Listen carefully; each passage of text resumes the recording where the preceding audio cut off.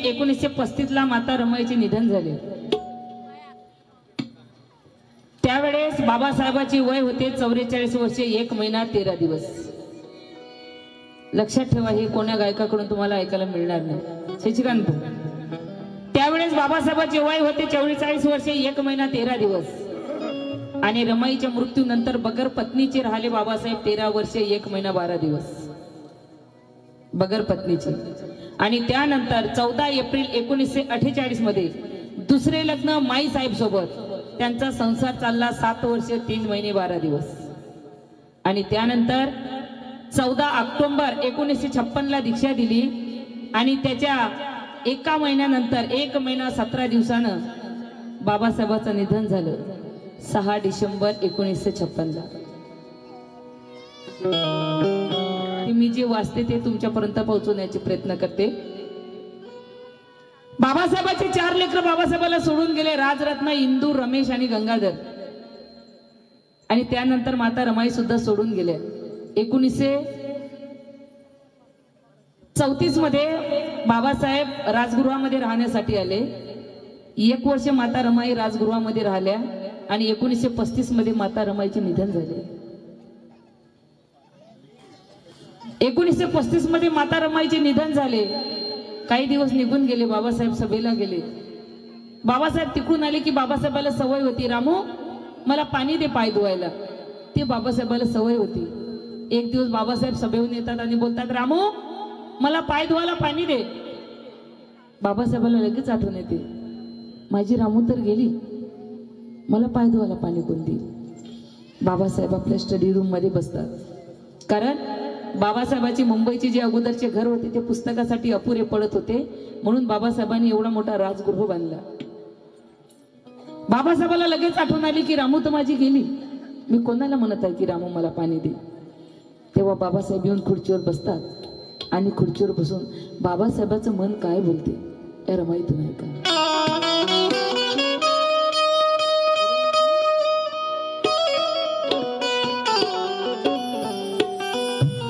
बाबासाहेब रमाईला म्हणतात, रामू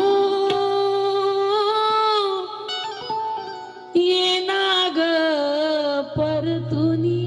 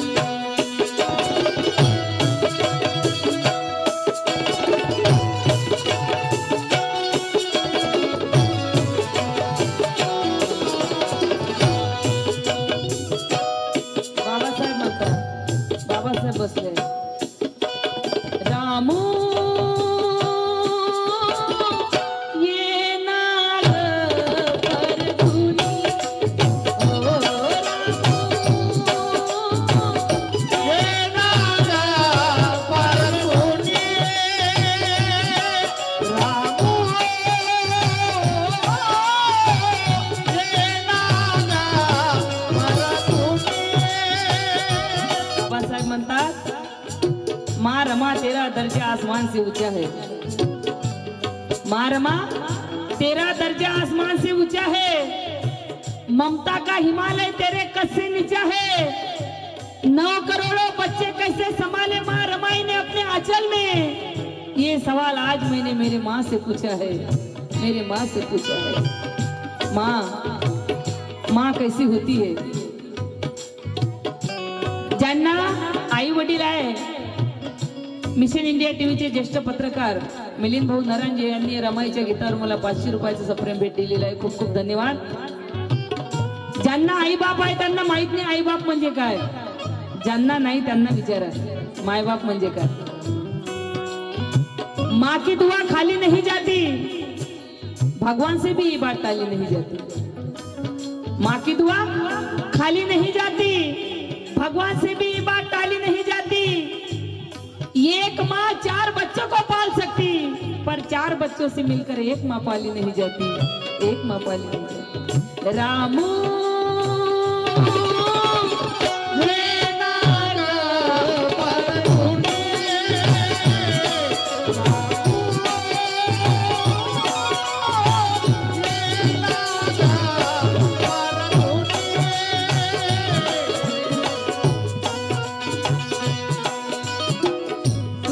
साहेबांचा दाटला कंठ, तुझ्या साहेबांचा रामू रामू म्हणूनी, रामू येणार परतुनी,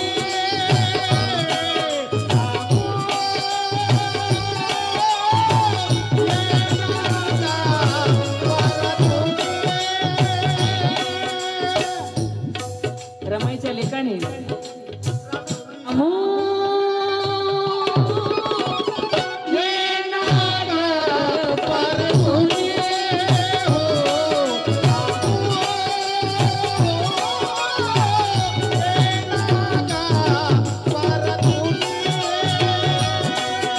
आई आई कशी असते, मी तुम्हाला अगोदर सांगितलं की माँ की दुआ खाली नहीं जाती। माँ एक ऐसी होती, जेव्हा घरून निघतो मी प्रत्येक जण मला काही ना काही सांगते।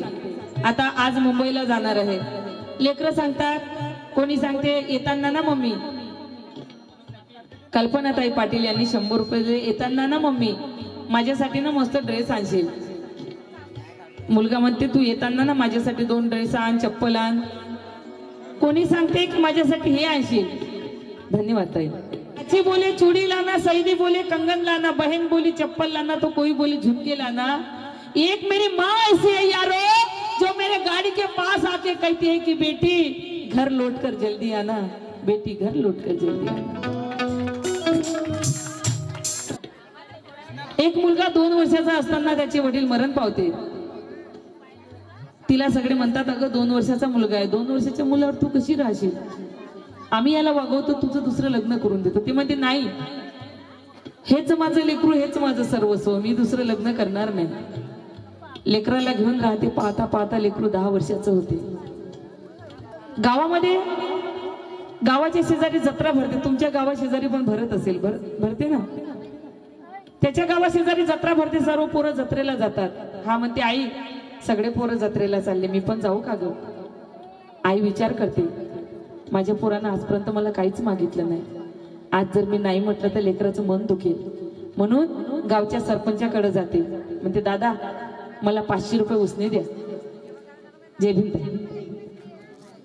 सरपंचाकडे जाते, म्हणते ताई दादा मला 500 रुपये द्या, मी तुमचा 1-1 रुपया फेडेल किंवा त्याच्या बदली तुमच्या घरी काम करेल। सरपंच 500 रुपये काढते, त्या आईला देते, आई घरी येते, बाळ तू ना उद्या सकाळी ऑटोने जातो, ऑटोने येशील मा, मी तुला 500 रुपये देईल, सकाळी मी तुला मस्त टिफिन करून देईल, मस्त ऑगस्ट पाळण्यात बसजो मा, जेवण वगैरे करजो। पहिली वेळा तिचा मुलगा 10 वर्षात तिला सोडून चालला, सकाळी 4 वाजता उठते, हे कापू देते कापू देते कापू दे, कापता कापता हिचा हात चरकन कापते, रक्ताची धार लागते। हिला असं वाटते माझा रक्तानं हात भरलेला जर माझ्या पोरानं बघितला तर माझा पोरगा जाणार नाही, म्हणून हात लपून ठेवते, हात गुंटे लपून ठेवते, एका हातानं कसा बसा तिला डब्बा करून देते त्याला, आणि हाती डब्बा देते, बाळ याटोनं जाजो याटोनं येजो मा। तिचा मुलगा तिला कधीच सोडून गेला नाही, याटोनं जाजो याटोनं येजो मा, आकाश पाण्यात बसजो मा, तुला जे खायचं ते खायचं, मी तर तुला 500 रुपये दिले। मुलगा जाते, संध्याकाळ होते, सगळ्यांची मुलं परत येतात, प्रतिमा मोड घरी, सगळ्यांचे पोरं परत येतात, तिचा मुलगा परत येत नाही। याला विचारते दादा माझा मुलगा दिसला का, याला विचारते दादा माझा मुलगा दिसला का, एक सुद्धा सांगत नाही। आई जोरात ओरडते, बाळ अरे 2 वर्षाचा होता तुझा बाप मेला, अरे माझं रक्त पाजून मी तुला 10 वर्षाचं केलं रे, आज जर तू मला सोडून गेला तर ही आई कोणाकडे बघेल रे, मी कोणासाठी जगू रे बाळ। याला आवाज देते होते त्याला आवाज देते, माझं बाळ कुठे गेलं? ज्या रस्त्यानं बाळ धावत गेलं त्या रस्त्यानं आई धावत जाते, आय बाळ, अरे मी कोणासाठी जगू, मी कोणाकडे बघू बाळ, कोणाकडे बघू? अरे सारे लोक मला म्हणत होते की तू लग्न करे का पोरावर राहू नको. मला वाटलं माझं पोरग माझं सर्वस्व आहे, आणि आज जर गेला तर ही आई कशी जगेल रे? ज्या रस्त्याने आई जात आहे त्या रस्त्याने थोडीशी तिला चाहूल आली. जशी चाहूल आली आई धावत गेली, बाळ जसे धावत गेली तसा समोर बघतो तर बाळ जशी गेली तसं बाळाला घेतला आणि मिठी मारली, बोलली बाळ मी तुला 500 रुपये दिले होते रे, तू का पैदल आला? सारे लोक याटून आले, तू का पैदल आला? तेव्हा बाळ बोलला, आई तू मला 500 रुपये दिले होते ना, मी इकडून जेव्हा गेलो ना आई तर याटोमध्ये मला याटोवाल्यांनी माझ्यापासून 50 रुपये घेतले, माझ्याकडे 450 रुपये वाचले. आई मी तिथे गेलो आई, एका माणसाला विचारलं का इथं कुठे डॉक्टर आहेत का हो? एका माणसानं सांगितलं की इथून 1 किलोमीटर डॉक्टर आहे. मी 1 किलोमीटर पायी गेलो आई. त्या डॉक्टर पाशी जाऊन सांगितलं की डॉक्टर साहेब माझ्या आईचा हात कापला हो, माझ्या आईसाठी काहीतरी औषध द्या मला. त्या डॉक्टरनी आई माझ्याकडून 200 रुपये फी घेतली आणि 250 रुपयाची मला औषध लिहून दिली. ते 250 रुपयाचे औषध तुझ्यासाठी घेऊन आलो, म्हणून माझ्यापाशी पैसे नव्हते म्हणून मी पायी आलो ग आई, म्हणून मी पायी आलो आई, मला माफ कर, म्हणून मला वेळ झाला. हे स्वप्न रमाईनं पाहिलं होतं की 9 कोटी लेकरातून एक सुद्धा असं लेकरू निघेल का माझ्या साहेबाचं नाव चालवेल. पण अफसोस आहे सर्व हरामखोर निघाले, एक सुद्धा बाबासाहेबाचं नाव चालवणारा निघालं. ये नाग परतुनी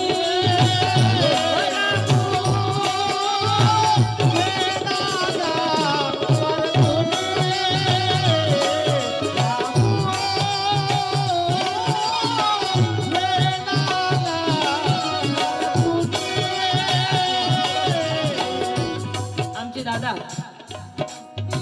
कांबळे भाऊ हे शीतल डोंगरे, त्यांनी या बहिणीला खूप मोठा आशीर्वाद दिला. खरंच एक कलाकार कसा असावा, कलाकार जेव्हा कलाकाराला नवाजतो तेव्हा एक वेगळा आनंद होतो. खरंच आमच्या कांबळे भाऊचे मनापासून आभार मानते की त्यांनी या बहिणीला नवाजलं. आई कशी असते, चल भाई प्यार मत करना, घर के दीवार कोई दीवार मत करना. सपना पाटील यांच्याकडून 200 रुपये आले, की चल भाई प्यार मत करना, घर के बीच कोई दीवार मत करना, अरे बकवारे में चाय ले ले सारी रियासत, माँ मुझे दे दे इनकार मत करना, इनकार मत देना.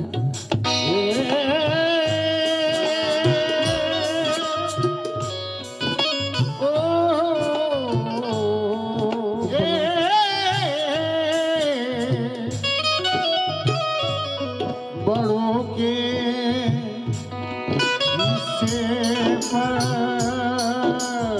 मकाई बदले के इससे पर दुकाई.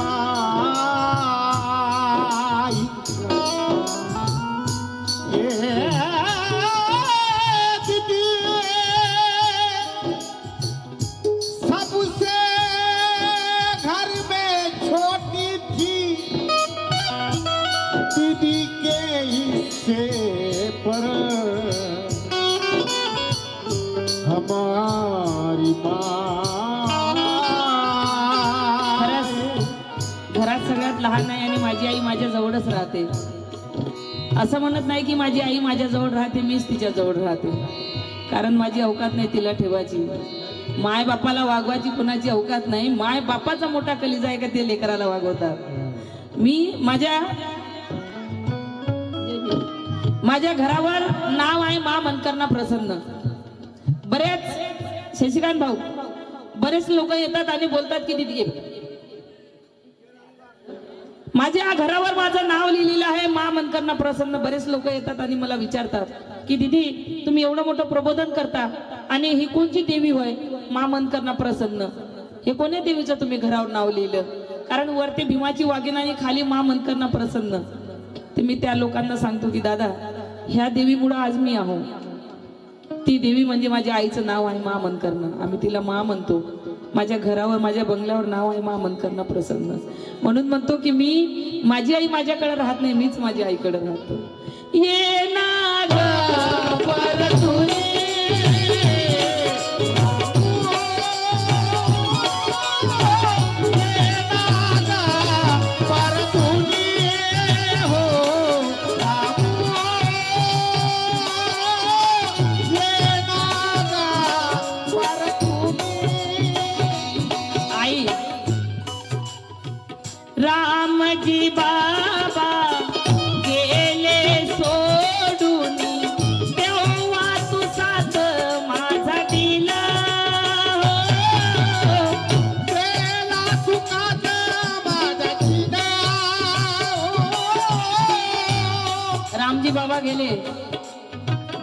बाबासाहेबाला तार गेला की रामजी बाबा तुमची आठवण करत आहे. बाबासाहेब निघाले.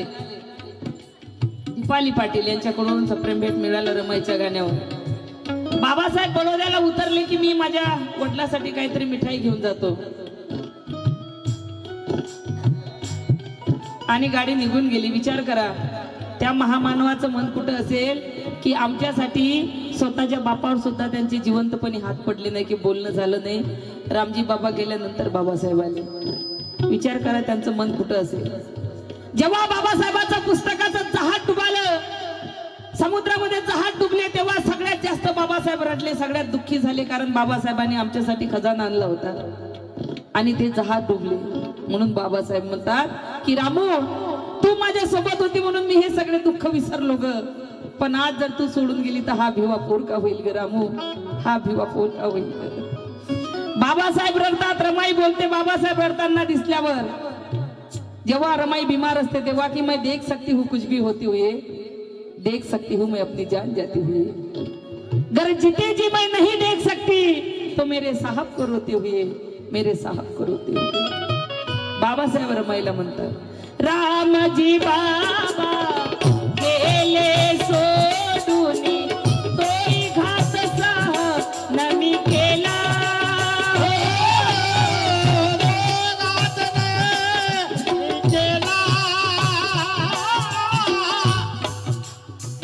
पुस्तकाचे जहाज समुद्रात बुडाले, तोही घात सहन मी केला. तोही घात सहन मी केला. तोही घात सहन मी केला. तुझे दुःख राहू जीवा पार झाले, तुझे दुःख राहू जीवा पार झाले, मिटे ना तुझ्या आठवणी रामू. येणार परतुनी हो रामू, येणार परतुनी रामू, येणार परतुनी हो. आईला म्हणतो आई तुझ्यामुळं माझ्या घरात खूप भांडणं होतात. माझी बायको म्हणते की तुझी आई जर राहत असेल तर मी तुझ्या घरी राहत नाही. आई तू एक काम कर, मी तुला वृद्धाश्रम मध्ये नेऊन देतो, तू वृद्धाश्रम मध्ये राह. आई म्हणते बाळ आई म्हणते बाळ माझ्यामुळे जर तुझ्या घरात भांडणं होत असेल तर काही हरकत नाही, मला वृद्धाश्रम मध्ये नेऊन टाक. मुलगा आईला गाडीवर बसवते, वृद्धाश्रम मध्ये घेऊन जाते आणि आई तू इथं बस, मी तुझ्यासाठी नाही का काही सामान आणून देतो. आई तिथं बसते तर तिथे वृद्धाश्रमचा आणि अनाथ आश्रमचा मालक त्या झाडाला पाणी देत असते. आई तिथं जाते आणि त्याच्या संग बोलत उभी राहते. मुलगा बघते की माझी आई तर इथं पहिली वेळा आली आणि माझ्या आईची या वृद्धाश्रमच्या मालकासंग कशी का भेट, कशी का ओळखी, माझी आई कशी का बोलत आहे याच्या संग. म्हणून ती जेव्हा इकडे येते तेव्हा हा जाते म्हणते सर ये बताओ आप मेरे माँ को कैसा जानते हैं. तो अनाथ आश्रमचा आणि वृद्धाश्रमचा मालक म्हणते बेटा जय रवी रमाईच्या गाण्यावर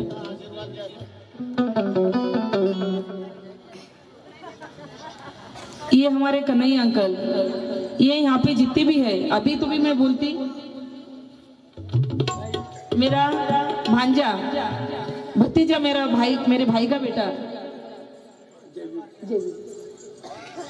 मनोज राजा गोसावी यांचे शिष्य कलादार राजा यांच्याकडून मला 100 रुपये आले. खूप खूप धन्यवाद. तसेच माझा भाचा संगीत त्याच्या पप्पाने माझ्यासोबत वाजवलं. हे माझं भाग्य की त्यांचे पप्पा सुधीर दादानी माझ्यासोबत, त्यांच्या तबल्यापासून माझी सुरुवात झाली. त्यांनी मला एक लायना सोनी ना अजय भाऊ, माझ्या संगीतचे सुद्धा मनापासून आभार मानते. माझा अजय भाऊ आता बाजावर त्याची तारीफ करून द्यायची गरज नाही. कसा सूर्यामध्ये सुरीला आहे, त्यांनी सुद्धा मला या बहिणीला आशीर्वाद दिला. आणि आमचे कन्हैया अंकल इथे जेवढे आहेत ते सर्व असं म्हणा की सगळ्यांचे सिनियर आहेत. ते त्यांचा बँजू बघू बघू आम्ही सगळे गाणे शिकलेलो आहोत. बँजूवाला बँजू शिकलेला, तबलावाला तबला शिकलेला आहे. एक जुनं खोड राहिला आता ते. आणि माझं तरी इच्छा आहे की अजून 25-30 वर्ष तुम्ही राहिली पाहिजे अंकल. आम्हाला सोडून जाऊ नका, कारण बरेच जुने लोक गेले, तुम्ही जाऊ नका. आता विधवा अंकल गेले, तर त्या अंकलने मला आशीर्वाद दिला, त्यांचे सुद्धा मनापासून आभार मानते. मुलगा म्हणते, आई माझ्या आईला तुम्ही कसे ओळखता? त्या अनाथ आश्रमच्या मालकाला म्हणते, माझी आई तर पहिली वेळा इथं आली, तुम्ही माझ्या आईला कसे ओळखता? तेव्हा तो मुलगा म्हणते, तो मालक म्हणते, जाय रे पोरा, मी तुझ्यासारख्या पोरासंग बोलत नाही. तो मुलगा म्हणतो, नाही मला सांगा माझ्या आईला कसे ओळखता? तेव्हा तो वृद्ध आश्रमचा आणि अनाथ आश्रमचा मालक म्हणते, अरे नालायका, ज्या आईला तू आज अनाथ आश्रम वृद्ध आश्रम मध्ये आणून टाकलं, ह्याच आईनं 25 वर्षापूर्वी तुला या अनाथ आश्रम मधून उचलून नेलं रे. तुला या अनाथ आश्रम मधून उचलून नेलं, ज्या आईला तू आज इथं आणून टाकलं. आई कशी असते? रामू ये नाग परतुनी,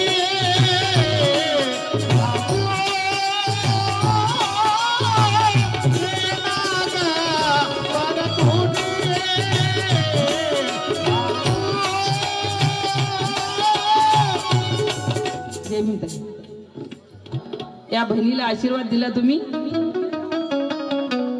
रडतो तुझा हा यशवंत, कारण 4 जातात एकच वाचला फक्त यशवंत. बाबासाहेब म्हणतात, रामू 4 मुलं गेले ग, एकच यशवंत वाचला, तो तुझ्यासाठी रडते ग. रडतो तुझा हा यशवंत,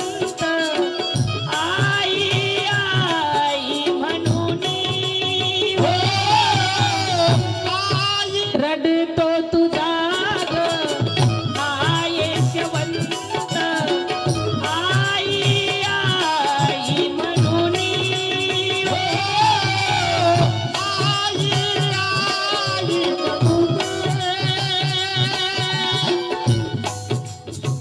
माझ्याकडे बघते तुलाच शोधते, माझ्याकडे बघते तुलाच शोधते, कशी गेली त्याला सोडून,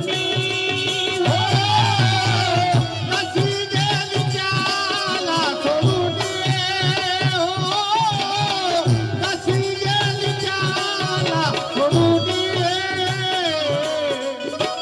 दिसता दिसेना त्याला रामू तू, कुठे गेली तू ग हरवूनी. रामू हे नाग परतुनी, रामू हे नाग परतुनी. रमाईचा बाजूचा एक मुलगा बिमार पडते. रमाईला ती बाई म्हणते, रामू माझा नाही का मुलगा आजारी पडला, मला थोडे पैसे देशील का ग? माझ्या पोराला मला दवाखान्यात न्यायचं आहे. ते म्हणते, हो देईल ना, काय झालं न द्यायला? रमाई जेव्हा आपल्या पिशवीत हात टाकते, तर रमाईच्या पिशवीत एकानं सुद्धा नसते. रमाई विचार करते, आता मी हो तर म्हटलं, आणि जर नाही दिले तर काय म्हणेल? एवढा मोठा बॅरिस्टराची पत्नी आणि एकानं देत नाही. आमची अडाणी रामू विचार करत बसते, बाबासाहेबांना, आमच्या साहेबांना तर सगळे डॉक्टर बाबासाहेब आंबेडकर म्हणतात, म्हणजे माझे साहेब डॉक्टर आहेत. मग दुसऱ्याला दवाखान्यात नेल्यापेक्षा साहेबालाच म्हणतो की हिला गोळ्या इंजेक्शन द्या. बाबासाहेब येतात, जसे येतात, रामू मला पाय धुवायला पाणी दे. उमेश बागले, मला पाय धुवायला पाणी दे. रामू जाते, साहेब ते पाय धुवायला पाणी वगैरे राहू द्या, तो बाजूचा पिंट्या बिमार पडला, त्याला गोळ्या द्या, इंजेक्शन द्या. बाबासाहेब म्हणतात, रामू पागल झाली का? मी कसं काय गोळ्या इंजेक्शन देऊ? बोलले, वा, पूर्ण समाज तुम्हाला डॉक्टर बाबासाहेब आंबेडकर म्हणतो, मग तुम्ही डॉक्टर आहेत ना, चला त्या गोळ्याला पिंड्याला गोळ्या इंजेक्शन द्या. बाबासाहेब बोलले, रामू तू वेडी आहेस का? अगं मी माणसाचा डॉक्टर नाही रामू. वा, माणसाचा डॉक्टर नाही म्हणे, मग माणसाचे डॉक्टर नाही तर काय तुम्ही जनावरांचे डॉक्टर आहात? वंतिका मनु गुरुदे रान मांगली यांच्याकडून 200 रुपये रमाईच्या गाण्यावर. बाबासाहेब बोलले, रामू मी माणसाचा डॉक्टर नाही, मी पुस्तकाचा डॉक्टर आहे. रामू बोलली, वा, पुस्तक पुस्तकाचे डॉक्टर, पुस्तकाला कधी ताप येतं का? पुस्तकाचं कधी डोकं दुखतं का? साहेब मला तुम्ही काही असं वेळ समजू नका, तुम्ही डॉक्टर आहात, तुम्ही त्या पिंट्याला गोळ्या द्या, इंजेक्शन द्या. बाबासाहेब बोलले आम्ही पागल का? मी कशा गोळ्या इंजेक्शन देऊ? तरी रामू ऐकत नाही. नाही तुम्ही साहेब मला सांगू नका. तेव्हा बाबासाहेब चिडले, अगं रामू तू बोलते की मी माणसाचा डॉक्टर नाही तर जनावराचा डॉक्टर नाही. रामू मी जनावराचा डॉक्टर नाही, मी माणसाचा डॉक्टर नाही, यासाठी माणसं डॉक्टर नाही. अगं रामू मी पुस्तकाचा डॉक्टर, तुला मी सांगितलं अगं माझ्या समाजाला एखादा कावरलं कुत्र जरी चावलं तर माझा एक माणूसच मरेल ग. एखादा कोणती बिमारी जर माझ्या 10 लोकांना झाली तर माझे 10 लोकच मरतील ग. पण रामू एखादा मनुवादी विचाराचं हे पुस्तक जर माझ्या समाजाला शिलं तर माझा पूर्ण समाजच मरेल ग. रामू माझा पूर्ण समाजच मरेल ग. म्हणून हा बाबासाहेब माणसाचा डॉक्टर नाही, जनावराचा डॉक्टर नाही. हा बाबासाहेब रामू फक्त पुस्तकाचा डॉक्टर आहे ग. रामू फक्त पुस्तकाचा डॉक्टर आहे. ये ना ग परतुडी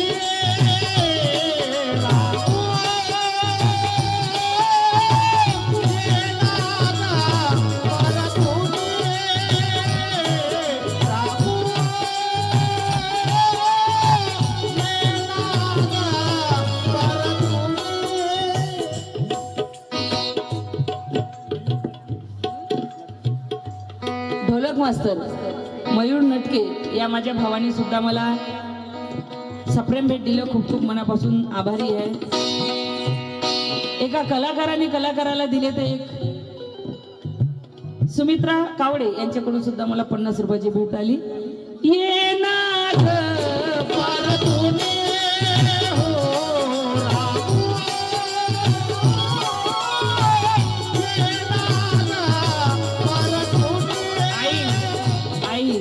आई कशी असते. प्रत्येकीचा कोणी ना कोणी कोणाची आई आहे, कोणाला आई आहे. आईचा चष्मा फुटते, पोराला म्हणते बाळ माझा चष्मा फुटला रे, माझा चष्मा बनवून आणशील का? मुलगा म्हणते आई ह्या महिन्यात ना माझा हात थोडा तंग आहे, मी नका तुला पुढच्या महिन्यात आणून देईल. पुढचा महिना येते, हिला काही दिसत नाही चष्म्याशिवाय. पोराला म्हणते बाळ माझा चष्मा फुटला रे, मला आणून देशील का एवढा करून? शारदा श्यामकोर यांच्याकडून सुद्धा मला सप्रेम भेट मिळालं. जेवी बाळ माझा चष्मा करून आणशील का? असं करता करता 2-3 महिने होतात. आईला मुलगा दिसत नाही, घरात काही दिसत नाही, म्हणून माय म्हणते की काश मेरा टूटा हुआ चष्मा बना दिया होता बेटा, काश मेरा टूटा हुआ चष्मा बना दिया होता बेटा तो मैं अच्छा शगुन अच्छा मुहूर्त देख सकती थी. अरे मुझे कब दुनिया देखने का शौक है मेरे बेटे, अरे चश्मा लगाकर मैं तेरी सूरत देख सकती थी, मैं तेरी सूरत देख सकती थी. ये ना ग परतुडी हो रामू, ये ना ग परतुडी रामू, ये ना ग परतुडी.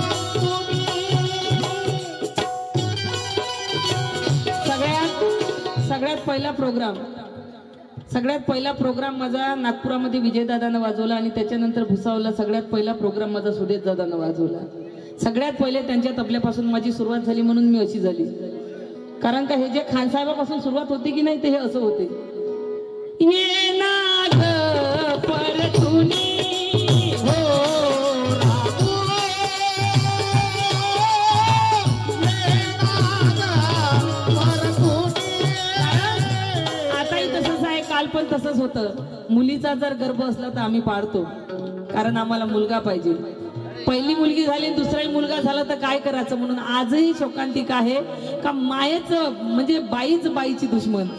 जर बाईला पहिला पोरगी झाली तर म्हणते बाई दुसरा मला पोरगा झाला पाहिजे, पोरगी झाली तर काय करू माय म्हणते. म्हणून दोघं नवरा बायको राहतात, त्यांना पहिलं पोरगी होते आणि दुसरं सुद्धा दिवस राहते. म्हणून तो नवरा म्हणते तिला अगं शोभा तू बघ म्हणते माझ्या पहिल्या भावाला पण 2 पोरीच आहे, तुला जर आता दुसरी पोरगी झाली ना तर माझी आई तुला घरात ठेवणारच नाही.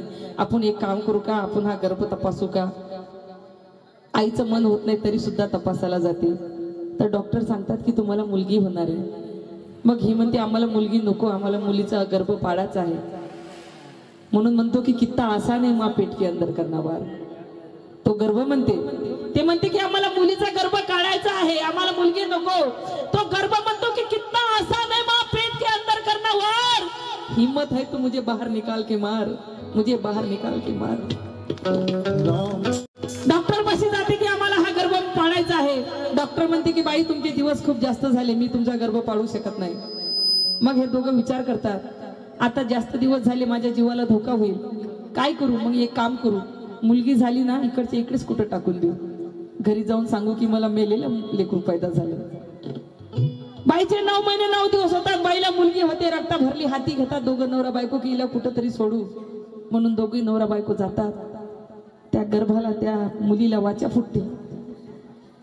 ते विचार करते, प्रबुद्ध बौद्ध विहार पारडी, ते विचार करते की आई, ते समजते की मला माझी आई आज मला मारण्यासाठी नेत आहे, माझी आई मला मारून टाकेल. म्हणून ती म्हणते मी मुलगी आहे म्हणून मनात राग धरता आणि मी जन्मा येण्याआधी माझी हत्या करण्याचा विचार करता. मम्मी पप्पा तुम्ही असे का करता. मी मुलगा किंवा मुलगी हे हृदयात गर्भ तपासणी करून भ्रूण हत्या करता क्षणात. मम्मी पप्पा तुम्ही असे का करता. मी नको आहे असं डॉक्टरांना का सांगता. मी तुमची लाडली होईल, मला प्रथम जन्मा येऊ द्या. तुम्ही तर आता जग पाहिलं ना, मलाही जन्माला येऊ द्या, मलाही जग पाहू द्या, मलाही जग पाहू द्या. तरी ती आई ऐकत नाही. आई निघते, आईचा गर्भ बोलते, अगं आई मी समजली तू मला कुठं ना कुठं टाकणार आहे, कारण तू पक्का निर्णय केला तुला मुलगी नको. पण एक काम कर आई, खरंच मला टाकायचं आहे ना, एखाद्या ज्योतिबा फुलेच्या पुतळ्याजवळ टाक आई. तो ज्योतिबा फुले त्यांनी दुसऱ्याचे पोट आलेले लेकरं पालून त्याला आपले नाव दिले, अगं त्याच्या पुतळ्याजवळ टाक. ज्योतिबा फुलेचा एखादा अनुयायी येईन आणि मला उचलून देईन ग आई. आपली बहीण आपली पोरगी समजून वागवून दे. अगं इथं कुठे टाकशील तर मला लायण्याचं मोठं करतील आणि कुत्र्यासारखं नोचू नोचू खातील ग आई, मला कुत्र्यासारखं नोचू नोचू खातील ग. तरी आई समोर निघते, पुन्हा म्हणते आई मला माहित आहे तू मला मारणार आहे, अगं तुला मला टाकायचं आहे ना, अगं शिवाजी महाराजच्या पुतळ्याजवळ टाक. तो शिवाजी महाराज त्यांच्या काळामध्ये त्यांच्या एका कार्यकर्त्यांना एका बाईवर बलात्कार केला, तर छत्रपती शिवाजी महाराजांनी त्यांचे हात आणि पाय छाटून टाकले. अगं शिवाजी महाराजांचा कोणी अनुयायी नाही आणि मला उचलून देईल. आपली बहीण पोरगी समजून वागव नाही, पण मला इथे सोडू नको ग, मला इथे सोडू नको ग. अगं तुला सोडायचंच आहे ना, एखाद्या बाबासाहेबाच्या पुतळ्याजवळ टाक आई. तो बाबासाहेब ज्या बाईला चूल आणि मूल शिवाय काही नव्हतं, अगं त्यांच्या हाती संविधान आलं. आर्टिकल 14 आणि 15 मध्ये एका फटकारात बाईला माणसाच्या बरोबरीत आणून बसवलं ग आई.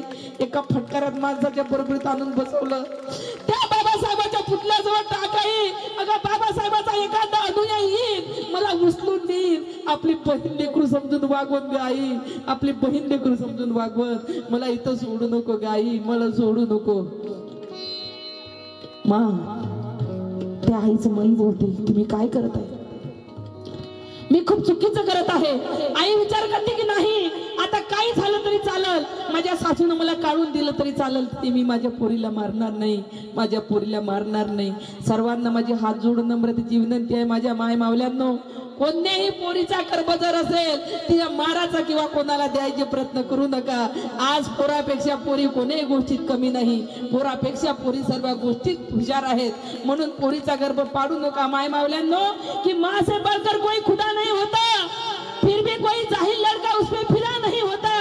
अरे बुढ़ापे में भले तुम माँ बाप को जुदा कर दो, लेकिन माँ के दिल से कोई भी बच्चा जुदा नहीं होता, कोई भी बच्चा जुदा नहीं होता.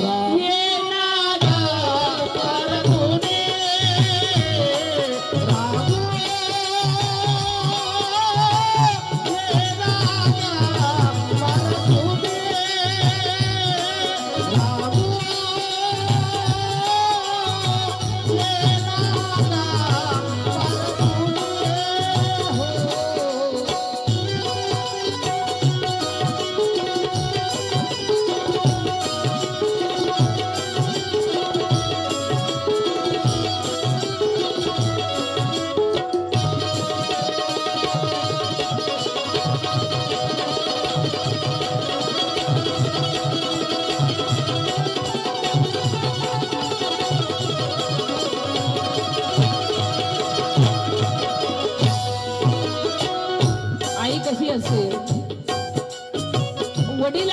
वडील लेकराला सोडून जाईल, पण माय कोण्याही हालतामध्ये लेकराला सोडून जात नाही. ती आपल्यासाठी काही करेल लेकरासाठी, पण ती लेकराला दूर करत नाही. म्हणून म्हणतो की हम दूध खरीदते तो मलाई नहीं आती, हम दूध खरीदते तो मलाई नहीं आती, मजदूर को ऊपर की कमाई नहीं आती, मजदूर को ऊपर की कमाई नहीं आती, सीती है कपड़े मुझको सिखाने के वास्ते, हालांकि मेरे माँ को सिलाई नहीं आती, मेरे माँ को सिलाई नहीं आती. ये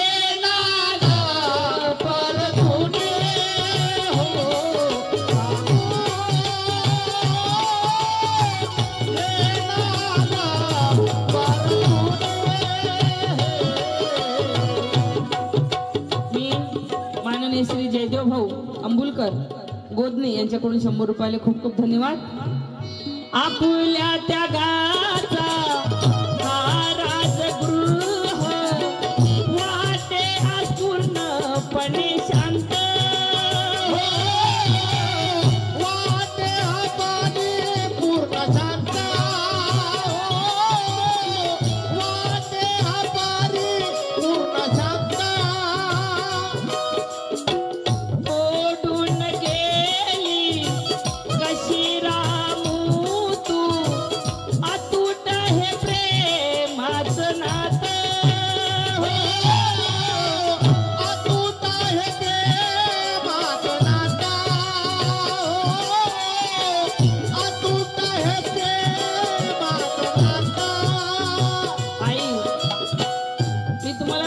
की मी रमाई बेंबीच्या डेटापासून गातो. मी रमाई वाचली, त्या माऊलीनं आमच्यासाठी किती कष्ट भोगले. बाबासाहेब विदेशात असताना रमाईचे लेकरं 4 दिवसापासून उपाशी. रमाईच्या शेजारच्या बाया एका मुसलमानाच्या फॅक्टरीमध्ये कामाला जातात. रामू म्हणते तुम्ही कुठं जाता ग? 4 दिवसापासून माझे लेकरं उपाशी आहेत, मी उपाशी राहू शकतो, लेकरांना कसं ठेवू? मी तुमच्या सगळ्या कामाला येऊ का ग? ती शेजारींमध्ये चल ना. रमाई विचार करते जर दिवसा गेली तर माझ्या साहेबांची बेइज्जती होईल. तिला म्हणते मी रात्रीच आली तर चालेल का ग? ते बोलले हो चल ना. रात्रीची रमाई जाते, कधी घराच्या बाहेर गेली नाही, पण लेकराची मजबुरी. डोक्यावर पदर घेऊन असं तोंड झाकून एका साईडला उभी राहते. तो फॅक्टरीचा मालक, तो मुसलमान तिच्याकडे पाहते. जय भीम.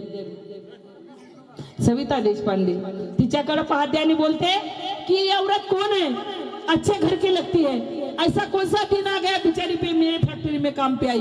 तेव्हा ती शेजारची बाई म्हणते सर इनके पति ना बहुत बड़े बैरिस्टर है, 2 साल हो गए सर विदेश गए, अभी तक नहीं आए, बिचारी के बच्चे 4 दिन से भूखे हैं सर, कोई तो भी उनको काम दे दीजिए. तेव्हा तो फैक्ट्रीचा मालक म्हणते की बेटा तू एक खुददार पति की खुददार पत्नी है, मैं तुझे ऐसे पैसे दूंगा तू नहीं लेंगी. आज से ये फैक्ट्री तेरे बाप की समझना, कभी भी काम पे चले आना, मेहनत करना, मजदूरी लेके जाना, कम से कम तेरे बच्चे भूखे नहीं रहेंगे. ये नाग परतुनी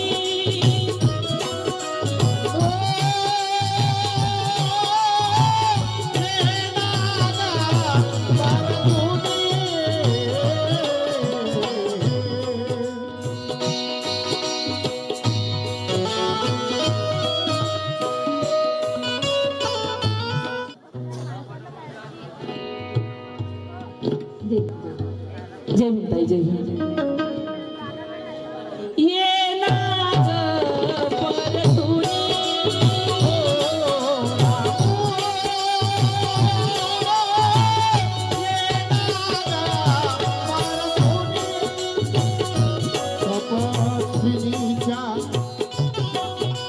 तपस्विनीच्या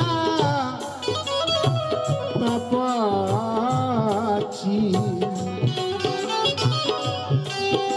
तुलना रमाच्या तपाची मुतिकडे उपाशी रमाईकडे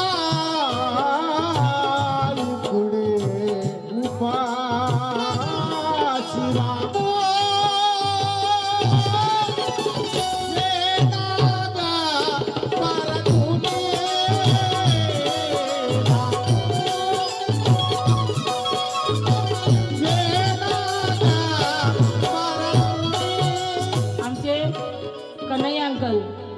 माझे मान्यवर बसले आहे, माझा संगीत मनोज भाऊ, शशिकांत भाऊ. माझा एवढा विषय नीट ऐका, त्यानंतर माझा शेवट रमायचा गात आहे. मी अमरावतीला गेली आणि बडनेराहून मला नागपूरला यायचं होतं. मी ट्रेनमध्ये, माझ्या भावाने मला सोडलं. म्हटलं तू जा, मी येते.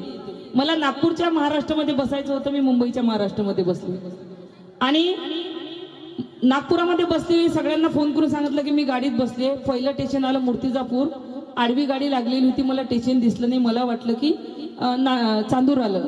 चांदूर गेलं, त्याच्यानंतर आलं अकोला, तर मला असं वाटलं की वर्धा आलं असेल, पुलगाव आलं असेल. मी आपले डोळे लावून बसले आणि समोरचं स्टेशन बघतो तर गाडी नाही आणि मला एकदम गाडी सुरू झाली आणि स्टेशन दिसलं तर शेगाव. जसं शेगाव दिसलं मी एकदम दचकले, अरे मी तर नागपूरला चालली, शेगाव कसं काय? तशीच मी धावत निघाली, शोटर माझ्या हाती, गाडी चालू झाली आणि मी धावत निघाली.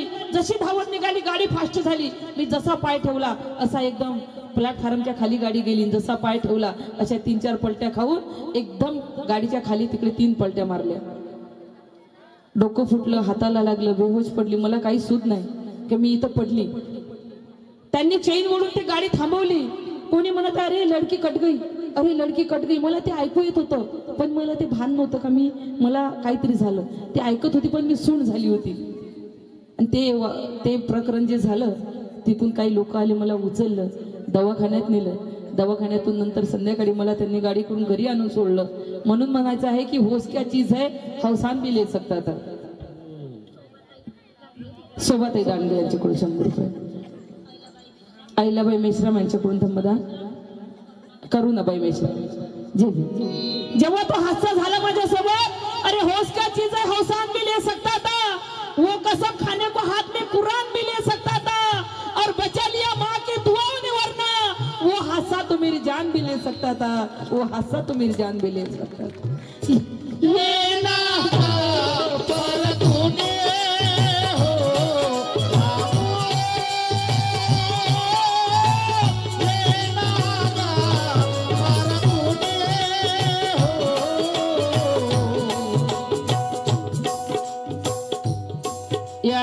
रमाईचा शेवट गाते. सगळ्यांना माझ्या दोन्ही पाट्यांना सांगतो की हे रमाई तुमच्या समोर सादर करत आहे. पहिली वेळा केली आणि महत्वाची गोष्ट म्हणजे माझ्यासोबत जे ढोलकवर बसलेला आहे हर्षल वासनिक, हा काही कवी नाही, माझा भाचा आहे. त्याच्या पप्पाला भाऊ बोलते मी आणि माझ्यासोबत ढोलक वाजवते. मी एक गाणं गायला माझ्याकडे आला, बोले दीदी मैं इस पे 4 लाइन लिखूं क्या? मैंने बोली बेटा अच्छी बात है. और अंकल ये जो लड़का है ढोलक वाला हर्षल, उसने ये रमाई लिखी है जो मैं आपके सामने पेश कर रही हूँ. तो बस उसको मेरी दुआ के तौर पे मैं 500 रुपए देना चाहती हूँ. उसने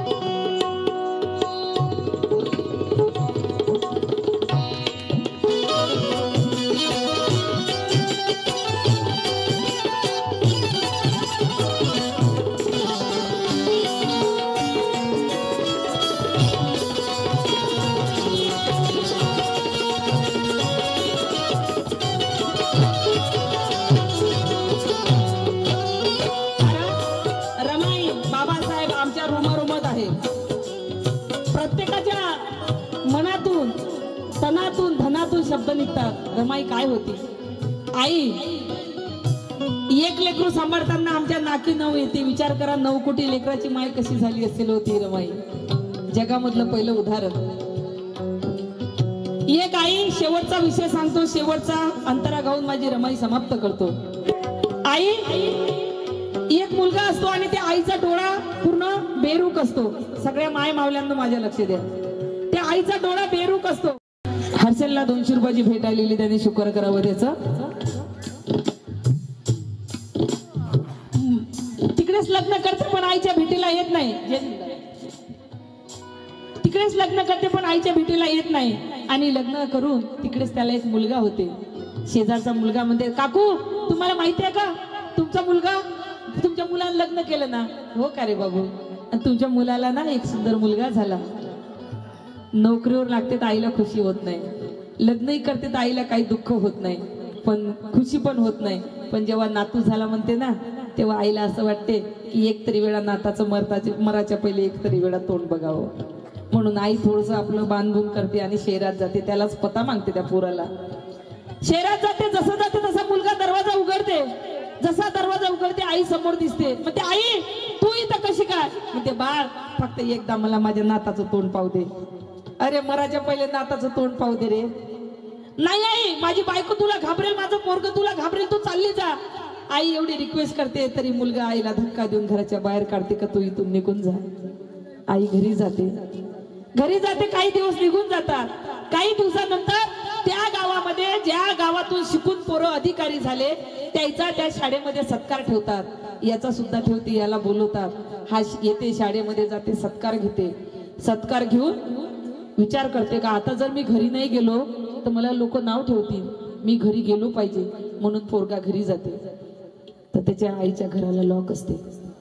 शेजारच्या काकूला म्हणते काकू इथं माझी आई कुठे गेली? लॉक माझ्या घराला.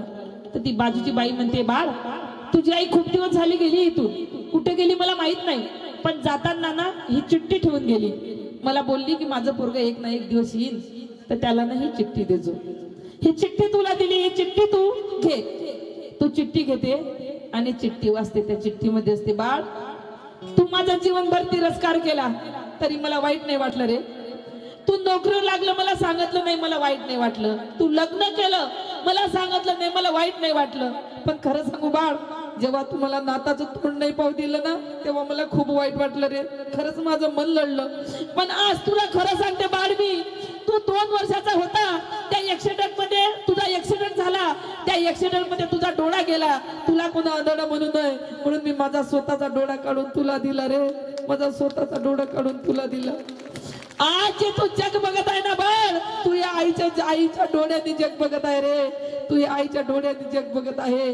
ज्या आईला तू नाताचं तोंड नाही पाहू दिलं. माझ्या सर्व मावल्यांना माझी आग्रहीची विनंती आहे. बऱ्याच ठिकाणी असं होते की सासू सुनायचं पटत नाही. बऱ्याच ठिकाणी असं होते की सासवा सुना वेगळ्या राहतात. तुम्ही जरी वेगळ्या राहिल्या तरी तिच्या नाताला पाहला, तिच्या नातीला पाहला, कोण्याही सासूला कोण्याही सुनीबाईनं रोखू नये एवढी माझी त्या प्रत्येक सुनीला नम्र विनंती आहे. कारण तो मुलगा तिच्या मुलाचा आहे. तुमच्या अगोदर तिचा अधिकार आहे. कारण तिनं जर मुलगा पैदा केला नसता तर तुम्ही सून म्हणून आल्या नसत्या आणि तुम्ही सून म्हणून आल्या नसता तर नातू झाला नसता. म्हणून पहिला अधिकार मायचा आहे. माझ्या मायमावल्यांनो कोण्याही मायला रोखू नका, नातीच्या पासून दूर करू नका एवढी माझी नम्र विनंती आहे. ये नागा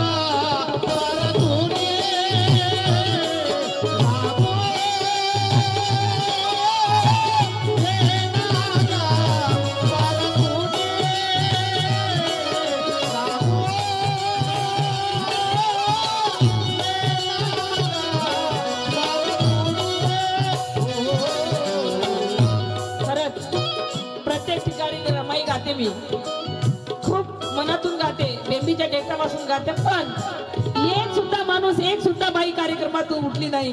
माझ्या माय मावल्यासाठी बांधवासाठी तुम्हीच तुमच्यासाठी टाळ्या वाजवा. खरोखर रमाईचे लेकर आहात तुम्ही. रमाईचा शेवट गाते लक्ष द्या. आठवण येते आठवण येते राम सांगू कुणाला काग गेली जाण्याची घाई.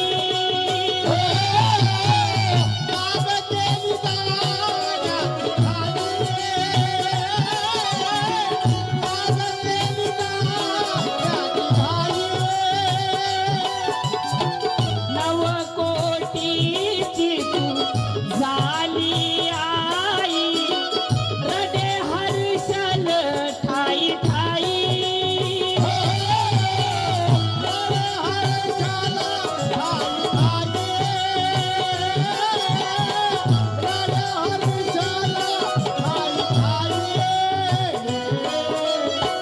दीदी अंजली गाते रमाई, दीदी अंजली गाते रमाई. डोळ्यातून अश्रू गळूनी रामू ये नाग परतुनी रामू ये नाग परतुनी